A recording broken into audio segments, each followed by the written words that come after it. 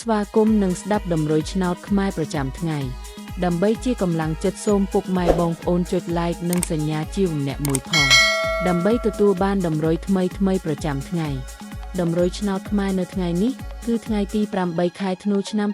2025ដើម្បីកុំឲ្យខាតពេលយូរសូមស្ដាប់ដំរុយឆ្នោតពី admin មានលេខ97147735សម្រាប់ប៉ុស ABCD សម្រាប់លេខ OZ admin មាន2គ្រាប់គឺ OZ ខ្ទង់80និង30សម្រាប់3លេខគឺ admin មាន2គ្រាប់ផងដែរគឺមានលេខ657គុណ258គុណបើសិនជាពុកម៉ែបងប្អូនស្រឡាញ់និងពេញចិត្តលេខទាំងនេះពុកម៉ែបងប្អូនអាចយកលេខទាំងនេះទៅផ្សងសំណាងបានជាចុងក្រោយសូមជូនពរពុកម៉ែបងប្អូនដែលយកលេខខាង admin ទៅផ្សងសំណាងហេងយើងទាំងអស់គ្នាជូនពរពុកម៉ែបងអូនជួបតែសំណាងល្អនិងសុខភាពល្អសូមជម្រាបលាជួបគ្នានៅថ្ងៃស្អែកបន្តទៀត